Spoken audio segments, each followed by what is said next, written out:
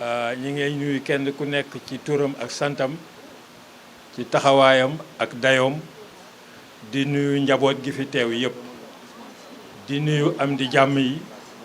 xarit yi àndandoo yi doom yi ak sax sët yi bés bi dafa li mu ëmb dafa bëri vivre ensemble Médina bi ko woote mooy kuréelu ay doomu Médina mu tudd ci sànq président Lamine man mii maay secrétaire général bi ak ñeneen ñu ko sancoon léegi mu mat presque fukki at. Médina dafa am cosaan te loolu du ma ko jàngal ñu fi rek samay mag ñi ngi fi samay rakk ñi ngi fi ak ñi ma maaseel. Médina mi ngi ci téeméeri at ak lu teg ci cosaan yi ñu jàngal 1914 la ñu samp Médina mu jógee plateau yi bu jàngal ko xale yi plateau la Médina soxee ko ay quartier ne woon plateau ñëw samp Médina ci xilaas maanaam ci histoire ñu ne sëñ Alaaji Malick moo leen jox turu Médina tudde ko Médina duppe ko Médina bu nawar ba am Màkka du noonu li ciy fës nag mooy ni ko may mën a waxee mooy façon bii mu demee bés at bu nekk bii mooy ñaareel wala ñetteelu édition bi at bu nekk bésu waajal ubbite école ñu seet ci xale yi tànn parce que mënuñoo matale lépp ñu tànn kër gu nekk ak waajur yi nekk tànnal ñu benn wala ñaar ci xale yi ñu ñëw fekkee bés bi ñu mën leen jàppale. ma mujjantal donc ci Médina ak vivre ensemble Médina li ñu junñun li ñuy yëngatu bëri na te bon amul sax siiwal bu rëy trop at bu nekk jamono bu nekk dina def ay activités pour jàppale bu weesoo bésu entrée bi bésu tabaski bésu korité bésu Noël ak yeneen feet yi nga xam ne nit ñi dañuy soxla dinañu sol suñu dàll di ko dox ci sutura te kenn du yëg. donc loolu daal moo doon ci gàttal li ma mënoon sànni ci waxtaan bi xam ne dinañ ko yeggali parce que am nañu jumtukaay communication yi nga xam ne mën nañu ko dawal pour que ñu continuer di waxtaan di suqali ak di suuxat pour que yëf yi mën dem kanam jërë ngeen jëf. salaamaaleykum mbooloo bi di wax ne monsieur le maire Mouhamadou Bamba Fall la waa vivre ensemble la Médina invité woon pour mu rehausser présence am ci jotaayu tey jii nga xam ne pour sargal le doyen Mamadou Sangaré la muy fierté Médina profité waale tamit di ci décorer ay enseignants de valeur que renferme la Médina boole ci di joxaate ay prix ay xale yoo xam ne ci commune bi la ñuy dëkk di jàng loolu di njàppanal seen jàng di dimbali seen poosu yu waajur ñu ne loolu yëpp président Lamine Gueye def wax vivre ensemble nga xam ne loolu tam ci cëru mairie bi la mais Lamine Gueye tam mënul woon def leneen lu dul loolu ndax Lamine Gueye dafa am ci cër ci mairie bi di fa conseiller di fa borom xam-xam di fa nit koo xam ne tam lépp lu ñuy nas ak di ko nocc ci mairie ba président Lamine Gueye mu nga fa taxaw di ko def ñu ko ci sargal ne xam ne lii muy jàppale keroog rek mu ngi woon ci distribution de fourniture bu mag a mag boo xam ne mairie bi moo ko doon defal tamit élèves Médina yi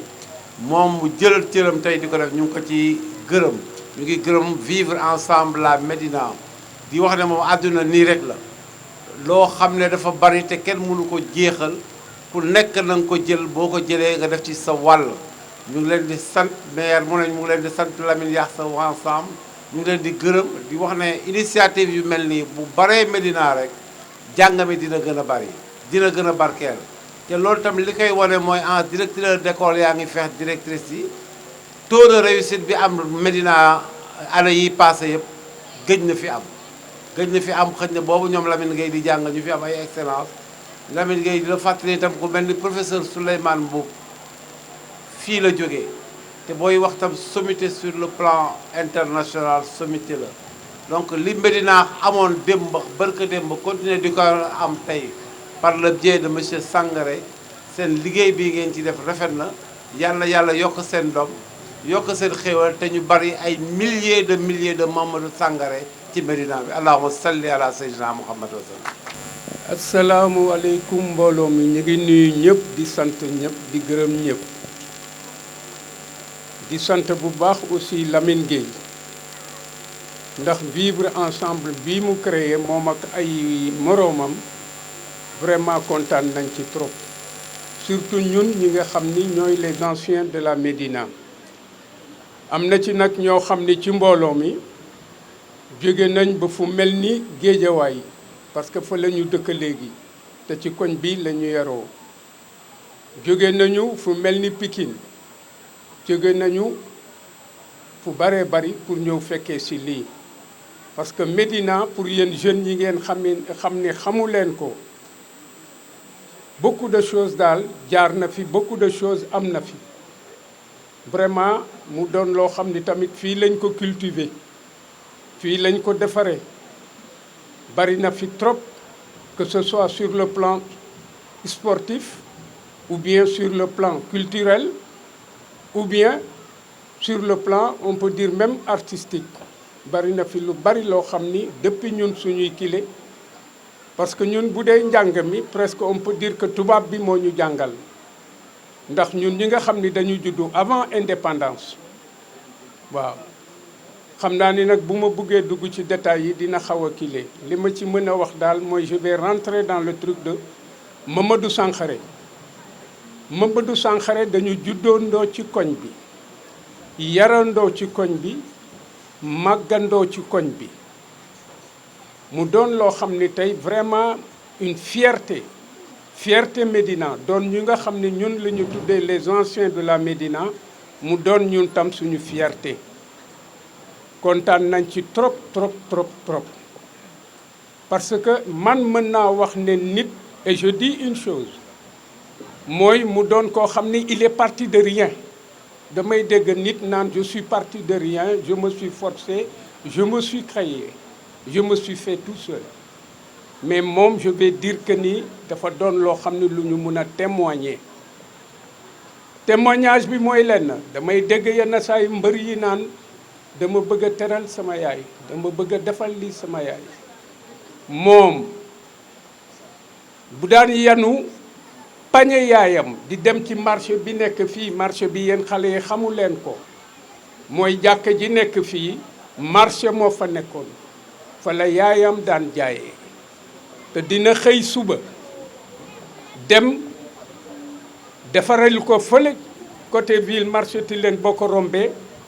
defaral ko tigadege te dina fa dem avant muy jàngi ñu defaral yaayam tigadege ñun ñii ñoo daan ànd ak moom parce que booba temps aussi ñun li tax ñi daan ànd ak moom c'était mun a am ngëbu ci tigadege waaw moo daan tax aussi buy dem day am ñu koy jàppale bari woon na am na ñu nekk foofu fii toog ci kanamu mbooloo mi témoigné na rootal yaayam waaw lii mu am tey da ko mérité te daf ko créer boppam lenn nag lañ ci mën a yokk mooy dina am koo xam ni xëy na nekkatu fi mais dinaa ko ci boole parce que ñun ñuy ñëpp il nous a montré le droit chemin te presque moo ëppoon fu mu daan fréquenter muy suñu benn grand boo xam ni ndeysaan génn na àdduna muy Ousmane Gueye waaw këram lañ daan tase këram lañ daan defee lépp ba ci Lamine Gueye bii ku ko xam majeure partie bi yëpp kër Ousmane Gueye nga ko xamee waaw mu doon rakk ju baax vraiment ñu kontaan ci moom bu baax a baax a baax a baax man sama kër presque suma yaay daawul def dara te waxtaanu ceeg moom parce que ki topp ci man moo doon xaritam muy Ablaye Gueye génn na àdduna quant au professeur Sankhare nag vraiment ñun xamuñu nu ñu koy fayee amee lu ñu dara ñun ñoo ko ameel li tax ñu ameel ko parce que c'est notre fierté ñun dañ koy tiitaroo ministre sangam fii la dëkk diw sangam fii la dëkk mais ñun professeur Sankhare professeur titulaire des universités fii la dëkk ci ñun ñoo ànd ak moom bi ñuy xale waaw dinaa ci teg benn anecdote boo xam ni keneen kaa ngi foofu toog ci seen biir mos nañ ma yónni booba temps butéelu gazelle la butéelu limonade la gazelle boo sibiroo moom ngay naan boo géexee mu deñ loolu lañ daan wax. ñu yónni ma limonade gazelle ñu yónni ma pétrole mais bañ may yónni dañ ma jox butéelu gazelle. biñ ma joxee butéelu gazelle bi ma jëndi pétrole di dellu si mu génn seen kër ne ma boisson biñ la yónni jox ma ko ma ni ko déet du boisson pétrole la. comme nag bon nit ku ci nekk moo ñu ëppoon xel gën ñoo muus ki la ëpp xel moo la mën waaw fi ma naan nii mu këf butéel bi le temps que ma naan ko pétrole la mu jolu ko waaw jolu butéel bi fañ naan nii am na ki nekk foofu ci yéen muy Boubacar moomu Boubacar këf butéel bi ci moom it jolu waaye mu jëwuñu dara nu lu ñu leen di sol meew du ma àgg nag ci li ci yëpp parce que pétrole bi fu ne la doon génn ci moom moo tax daal vraiment enfance la kontaan ci trop di doomam bu jigéen nag mu ngi fi dana am lu ma koy dénk boo demee ba wéet ak sa papa na nga ko ne papa lu tax ñu di la tudde Boy Danse jërëjëf. ñuy jox micro bi tonton Kanté Ousmane moom itam mu sant di ko ñaan tonton su mënee jege si nii pour caméra bi mën ko jël parce que bu soree du ko jël. auzu billahi mina sheytaani rajim mbooloo mi ñoo ngi nuyu ñëpp ku nekk turam ak santam di delloo njukkal association bi nga xamante ne vivre ensemble la ci liggéey bu constant bi nga xam ne moom la ñuy def ci biir Médina man Ousmane Kanté laa tudd dëkk Pencum Santhiaba rue 19 angle 18 marché Tilène muy sama kër ndey sama papa ngi dëkk abattoir rue 1 angle 12 toujours ci Médina donc ma bokk ci ñaari penc ci Médina abattoir ak Pencum Santhiaba tey ma taxaw fi taxawaayu di jiite mbootaay bu tudd association xale Médina de la diaspora ñu créé ko à Paris en 2007 doomu Médina yi nekk ci diaspora bi amoon xalaat boo xamante ne dañu ne dinañ ñëw participer ci li nga xamante ne dina indi une éducation de qualité ci biir Médina ba ñu toogee ci kuréel ga suñu xel demoon ci ne xëy na bu ñu indee un épanouissement à l'école bu boobaa xëy na dina indi un éveil des enfants pour mën leen gën a dimbali ci jàng bi ñuy jàng xel génn ñu ne nañu indi ndekki yi ci biir école yi loolu moo waraloon en 2008 mbootaay bi ñu yor doon dugal ay ndekki ci école Médina yi ci fukki école ak ñaari Médina yi xale buy dugg ci école bi boo ñëwee ñu jox la ndekki muy dogu mburu bu ñu def beurre ak tasse boo xamante ne dinañ ci def meew wu tàng bu xale yi génnee récréation ñu jox leen ko ñu ndekkee ko ñu liggéey ci liggéey boobu avec l'appui de la municipalité de la Médina ba mu am succès bi nga xamante ne moom la am ñu ciy gërëm suñu maire Bamba Fall ak toute l'équipe municipalité bi nga xamante ne tonton Lamine ci la bokk man Ousmane Kanté aussi ci équipe municipale boobu ci laa bokk présentation bi rek laa mën a def parce que bu ma ñëwee fii fekk fi samay papa yi toog ñoom bu ñu waxee man awma fi kàddu parce que ñoom la ñu wax tënku ko yaakaar naa doy na ci modèle yaakaar naa doy na ci référence yaakaar naa lii la Médina soxla ñuy ñaan yàlla suñu papa yii li ñu fi wax ak ñoom kilifa yi ñu doon ak li nga xamante ne moom la ñuy représenter au niveau de la Médina de Dakar et du Sénégal doon nañu neex ñu gën mën di leen fësal bu ko defee waa Médina xale yi xam ne modèle yee ngi fi référence yee ngi fi ñi ñu war a xool pour xam fu ñuy teg suñuy tànk ñoo ngi ci biir Médina parce que bu ñu toogee lu toll ni concours général tànn ñu kenn mu ciy référence au niveau national et international la diaspora inclus muy sama ndijaay suma papa monsieur Sankhare ñu jël ko ñu ne moom nga xamante ne tey jii moom la ñuy bàyyilee bés boobu a yaakaar naa cër mënul weesu lu mel noonu ci Médina donc fa laay yem di ñaan tonton Lamine ak tous les membres de l'association bi nga xamante ne ñoo woote lii yàlla dëgëral seen taxawaay ba liggéey bi ngeen di liggéey ci doomu Médina yi suñu borom def mu ful liggéey bi ñu gën ko yaatal bu ko defee nag penc bu ne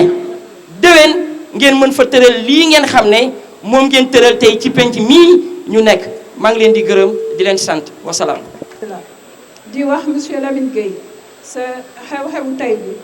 juróom ñetti école élémentaire ñëw nañ fi directeur yi ci boppam ñëw nañ fi mbaa ñu yeble fi ñu di ci cité école Mour Diop école Alassane Ndiaye Alou école Mamour Diakhaté école Mbaye Diagne Degay école Amadou Ali Mbaye école Babacar Wak école Nago Somb école Bassirou Diagne di wax ni ñetti CM ñëw nañ fi muy CM Martin Luther King di CM Mansour Sy Malick ak CM Ousmane Diop Koumba Paté monsieur Lamine Gueye nag daf ñu ñaan léegi ñu waxoon ne allocution yi jeex na mais dafa ni kilifam daf fi teew te bëggul ñu pare te joxu ko kàddu muy ñaan monsieur Pape Diop mu tënk rek nuyul ko mbooloo mi santal ko ko gërëm.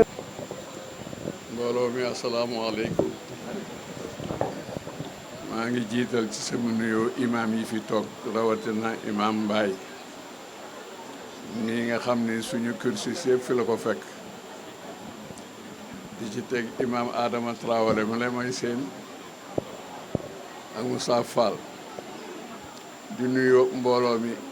ku ci nekk ci turam ak santam ñàkk a mën a wax day daloon na ma waaye nag cër la te ki lay jox cër bi dafa di koo xam ni dafa jeex ci yow fonkal la boppam ba muy ndaw ba léegi lii mu wax ci professeur Sankharé Pape Lamine dal na la parce que muy sa waajur bu góor di sa waajur bu jigéen ñëpp dañ laa gërëm sant la imam Mbaye ngi nii toog sama ginnaaw keroog bi nga amee tiis bi ñëpp nga bokk ak ñëpp li sa papa doon def ci jàkka ja nga taxaw ni di nga ko def ba di ko defi karole moom mii moo ko waxoon kon nag vive les enseignants seen bis bii nag yàlla na ko yàlla màggal yàlla na leen kilifa yi jox seen gëdd li war ci yéen parce que balaa ngay jàngal kenn sa xel day dal yàlla na yàlla def nag ñu dalal seen xel ba xale yi seen bopp mën a am dalu xam-xam Pape Lamine jërëjëf danga maa forcé wax te préparé wu ma ko de dama dajale rek mbooloo maa ngi jégglu ci yéen ngeen baal ma àq wax ji moom bu jubee ci seen yërmande la rek waaye wax dëgg yàlla man mii di ko wax mi sax doy na waar ci man maa ngi leen di ñaanal nag ku nekk doxoon ñëw fii jàngoro joo fi indi yàlla na la ko yàlla safaral ku nekk ni nga doxe ba ñëw fii yàlla na la yàlla yóbbuwaat ba ca sa kër nga fekkaat sa jaboot yaay imaam jërëjëf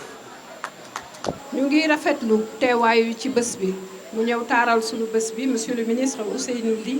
nekk ministre porte-parole de la présidence et chef de la cellule digitale de cette même présidence de la République. Monsieur le ministre, bonsoir. Assalamu alaikum.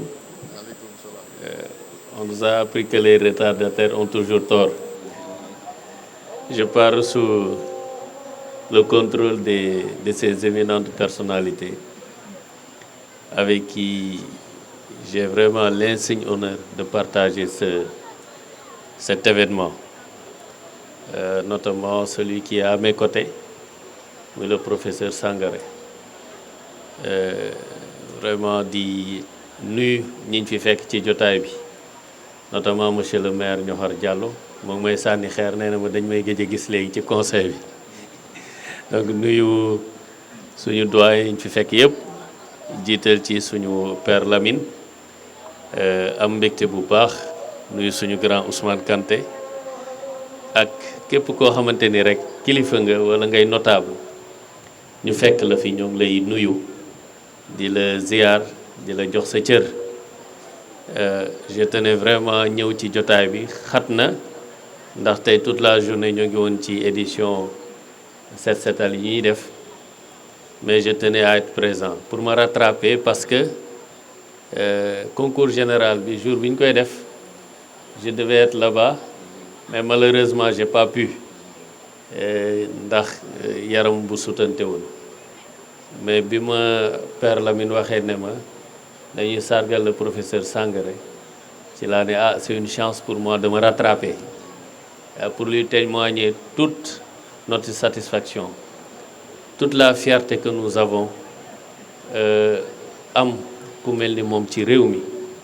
ba tax tey concours bi gën a am solo bi gën a prestigieux ci Sénégal ñu tuddee ko président de la République rendre ko hommage yàlla def ñu am jotaay ak le directeur de cabinet du président le professeur Mary Teuw Niane muy wax yu am solo ci yow di ko wax ci sa jaar-jaar ak li nga xam ni andi nga ko ci rayonnement ci jàng jox ko muy fierté ci Sénégal ak doomu Sénégal donc xam naa ni sama làmmiñ tuuti na ci ndax bu président jiitu na ci waaye ñu toftal ci suñu was rek di la wax vraiment toute notre fierté ñun ñi nga xam ni ñoo gën a féete ndaw donc di wax que ni am nañ mbégte vraiment ñëw teew fi ci jotaay yu mel nii man dama ciy sawar ndax j'ai dit que partout où on célèbre l'éducation partout où on célèbre le savoir partout où on célèbre les acteurs du savoir man dinaa ci def sama taxawaay ci sama kéemtalaay kattan ndaxte ñun nous sommes des produits de l'école sénégalaise xëy na am na ñoom chance u def Sénégal génn dem jàngi ñëwaat mais tout notre cursus a été fait ici au Sénégal et xam nañ bu baax valeur u jàng Sénégal ak les acteurs yi ko sekk tey ku dégg ñii di wax nga xam ni ñii ñoo jar a wane des gens qui ont sacrifié leur vie leur temps jël xam-xam di ko sol ci ay ndaw ñoo xam te ni duñu sax seen doom mais ci doomu jàmbur yi la ñu gën a sonn ñooñu la ñu war a célébrer ñooñu la ñu war a vulgariser seen taxawaay pour que ndaw ñi xam ni tey kuy président de la République magistrat médecin pilote ingénieur tailleur loo mën a doon expert comptable secteur yëpp loo mën a doon ba nit ñu la ciy tudd di la ci tàccu di la ci yëkkati ab enseignant ay enseignant ñoo jël sa xel mi di ko togg di ko defar ba nga mën a toll foofu et j'en profite aujourd'hui c'est la journée consacrée aux enseignants et je le dis avec fierté parce que moi-même je suis fils d'un enseignant daan gis li muy daj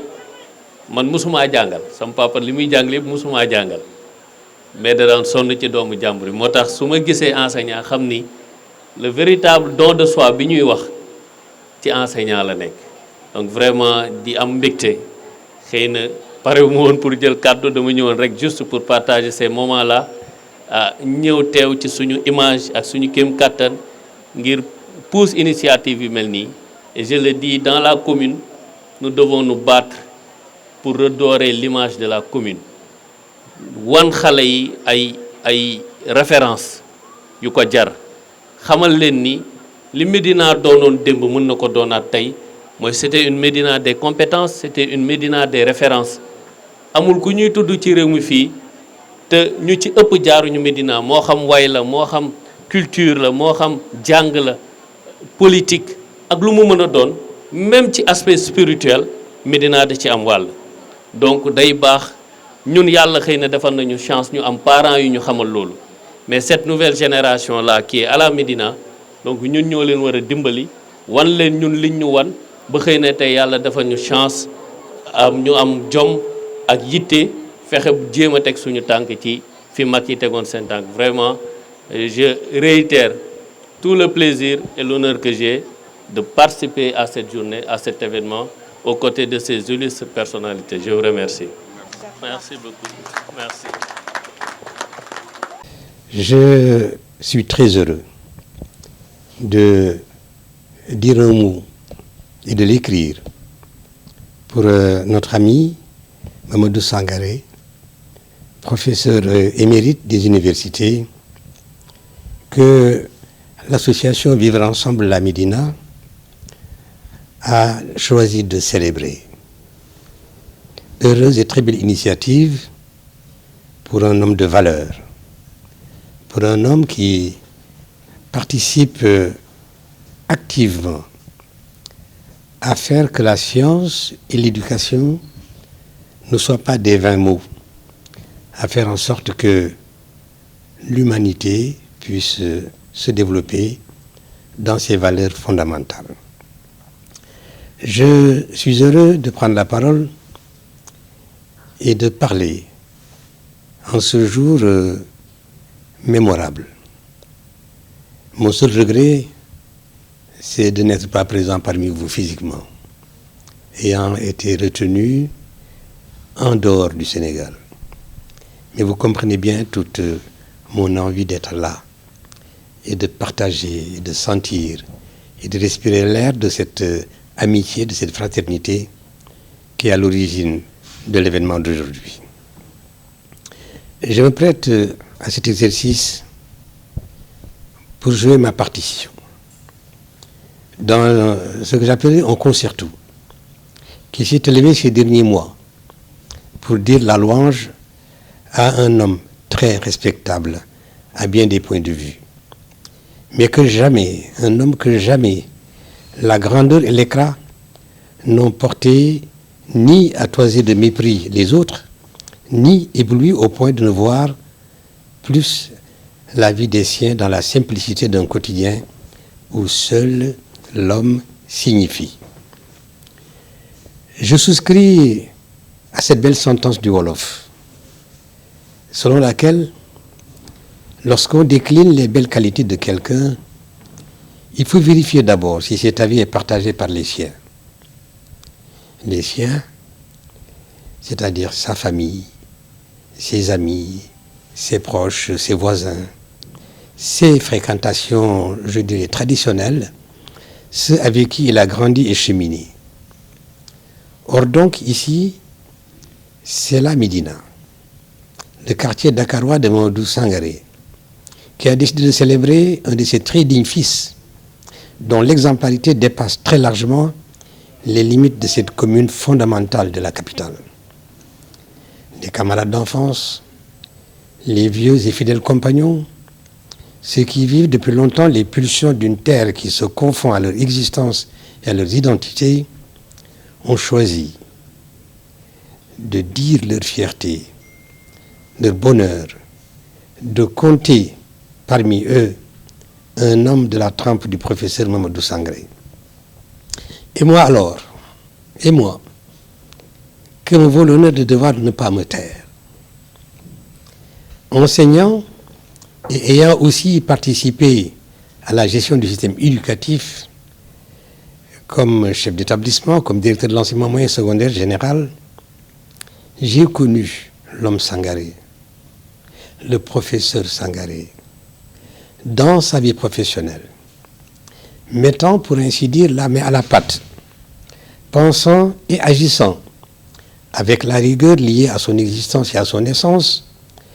pensant et agissant au profit de l'intelligence et du savoir qui, seul, devrait conduire le monde.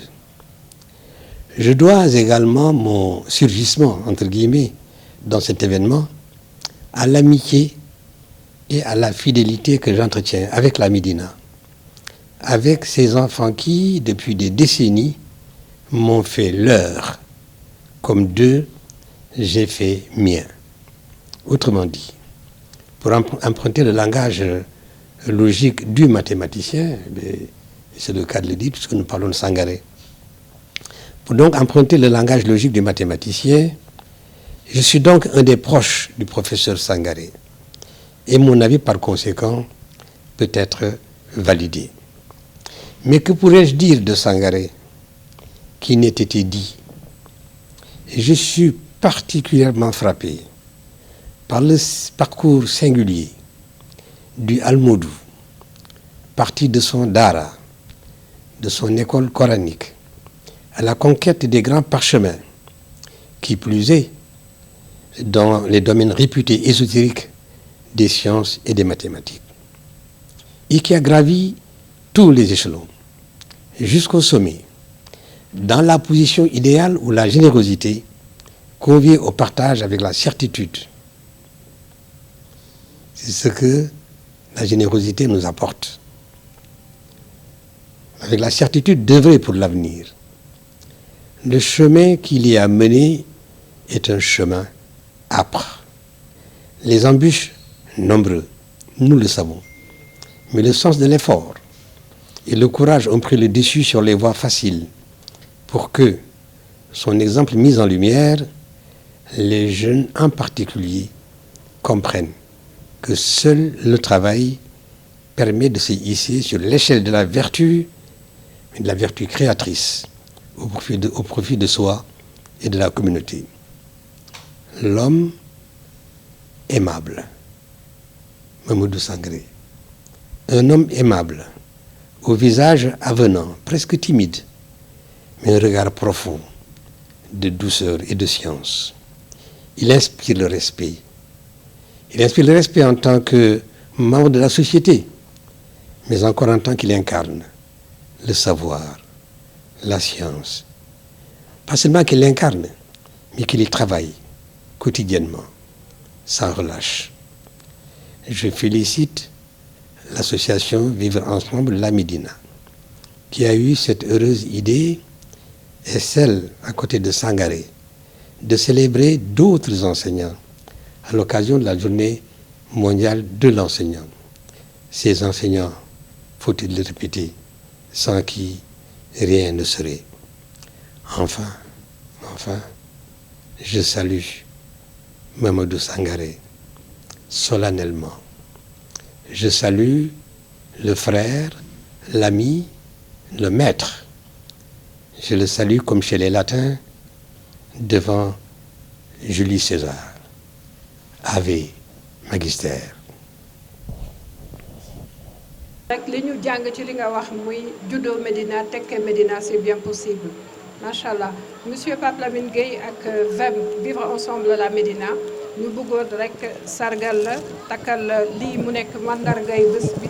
machallah bu ñu paree nag ñaan la nga takkal professeur Sangaré machallah.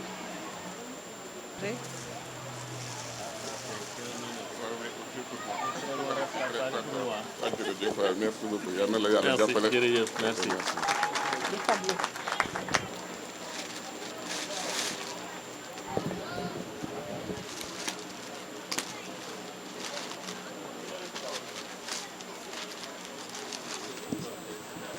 Voilà di ñaan ñëpp ñu tàcc ko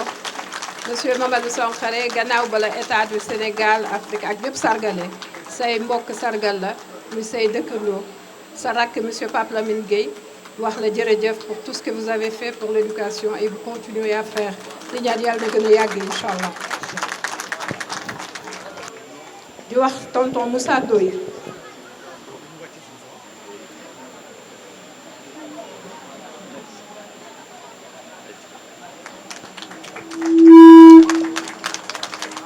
Merci monsieur Ndoye, merci pour tout ce que vous avez fait. Nous, enfants de gendarmes, en tout cas, nous vous disons merci. Madame Koumba Diop. Madame Koumba Fall, Vivre Ensemble La Médina vous dit merci. Suñ ci paree ñu woo monsieur Moustapha Ba. Monsieur Mansour Diaw.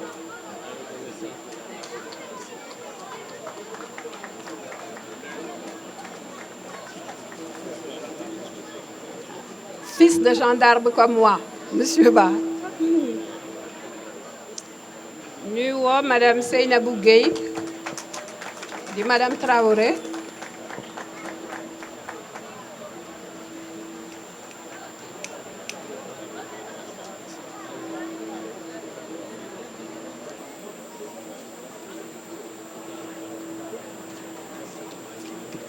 di woo monsieur Assane Ndiaye di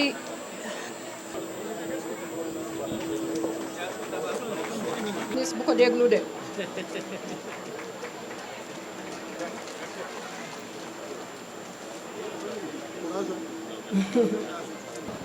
salaamaaleykum waaw comme li ko ministre waxee rek préparé wu ma woon discours te nag tàmmuma tamit di improviser mais naa ko jéem. Bon damay commencer di balaa may sant sama rakk bi di sant waa Médina yi ndax am na lu ñuy ji ci xale du deñ mukk damay tasanteeg ñoo xam ne fii lañ juddoo Médina yàgg fi waaye gëj nañ fi lu tolloog ñaar fukki at nekk ay Guédiawaye Parcelles mais koo si tasee rek naan la doomi Médina laa loolu tamit lu am solo la donc ba ma nekkee fii Médina sama xarit yi ma amoon yëpp ba tey te ñuy dund même relation bu baax bi la ñu am comme que nag ki représenté mairie mu ngi fi toog li ñu doon dimbale ci loolu man damay jàng sama waajur yi dañ ma dugaloon daara ginnaaw gi école arabe donc bu may dem Maroc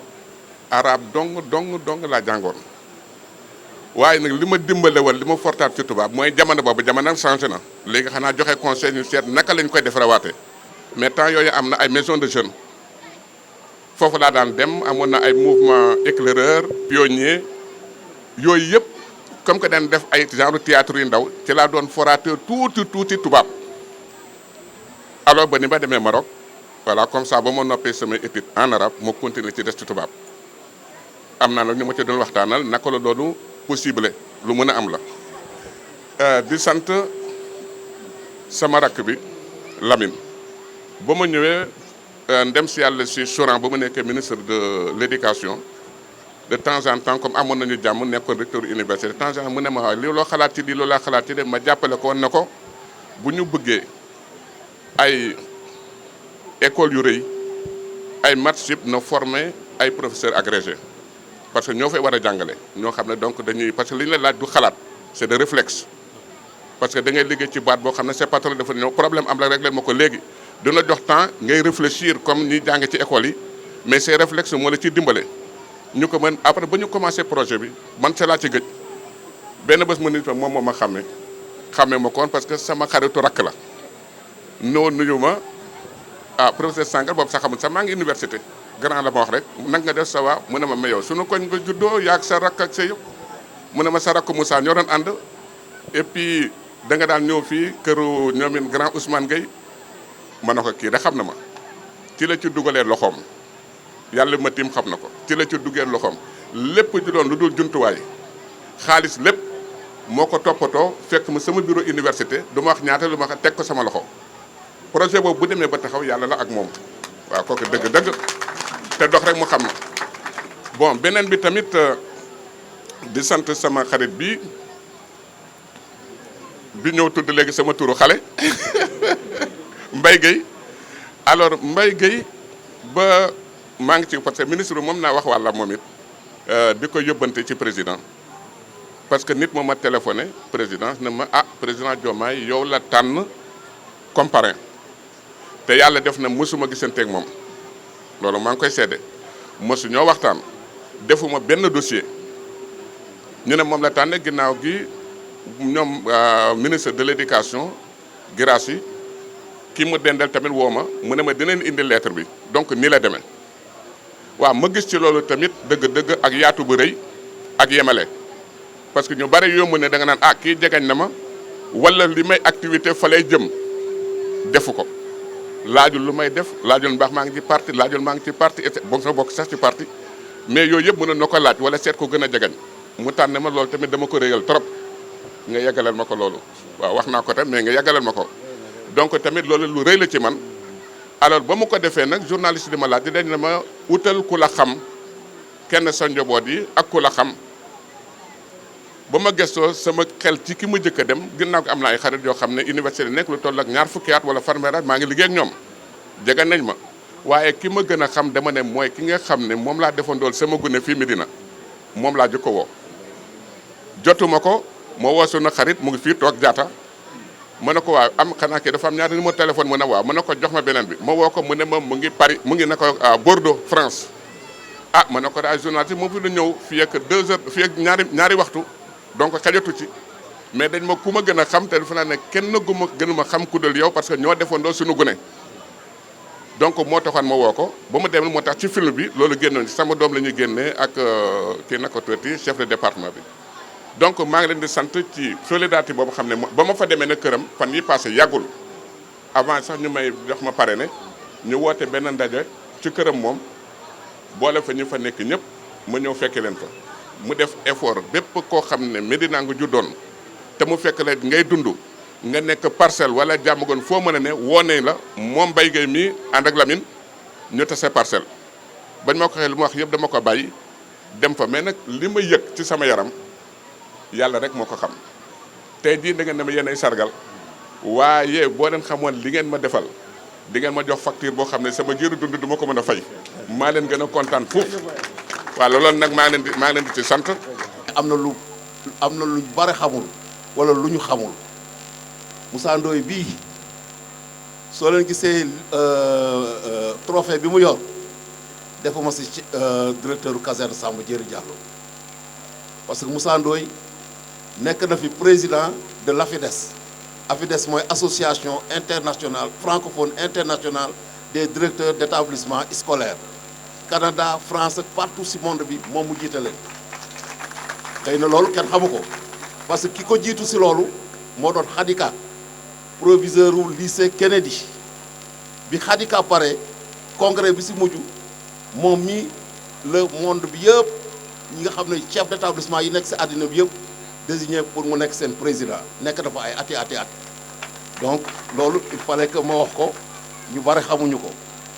beneen bi mooy damay ñaan monsieur le ministre dafa am lu ñu mbébét fii parce que dañu bëgg def benn fondation boo xam ne mi ngi tudd fondation Mamadou Sankhare pour les mathématiques et les sciences muy benn ñaareel bi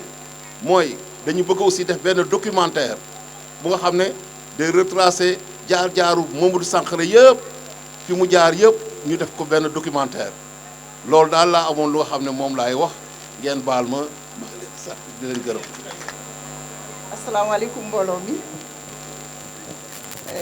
dañuy dolli di sant suñu borom bi subhaanahu wa taala moom mi ñu may ñu fekkee bis bi tey di sant tonton Lamine Gueye avec son association Vivre Ensemble à Médina initiative bi daal rafet na ndax boole ay xale jox leen ay fournitures scolaires boole ci chef d'établissement yi ne école bu nekk di nga am craie te ku yorul craie doo mën a bind doo mën a jàngale ci école primaire je veux dire bien jox ñu aussi Larousse muy dictionnaire boo xamante ne ci ngay comprendre les mots et beaucoup de choses ñu di ko rafetlu lool kontaan nañ ci lool waaw loolu dina faciliter suñu liggéey bu école ubbee ndax xale bu ci yoree fourniture dinañu permettre ñu def suñu apprentissage enseignement apprentissage ni mu waree suñu liggéey du tardé waaw di remercier autorités yi fi teew yépp mooy les représentants de la mairie le parrain de la cérémonie monsieur Mamadou Sankhare, les enseignants et chefs d'établissement que je reconnais. Il y a le directeur de caserne Moussa Ndoye que je reconnais. Et quand il était directeur, en ce moment, j'étais enseignante craie en main. Je connais aussi Assane Ndiaye, Midjar Medina, ci sais Mansour Sy Malick. Waaw di rafetlu bis bi lool di aussi journée tey bi mu ngi tombé le 5 octobre di journée internationale des enseignants ñu ciy honoré enseignants yëpp di leen ñaanal yàlla kàttanal ñu ba ñu mën a liggéey suñu liggéey na mu waree waaw di remercier waa association bi yëpp di leen ñaanal kenn ku ci nekk dërëm ba mu ca def yàlla na ko yàlla fuulal ba mu delluwaat ci loxoom di rafetlu toogaay bi macha allah jërëjëf jërëjëf.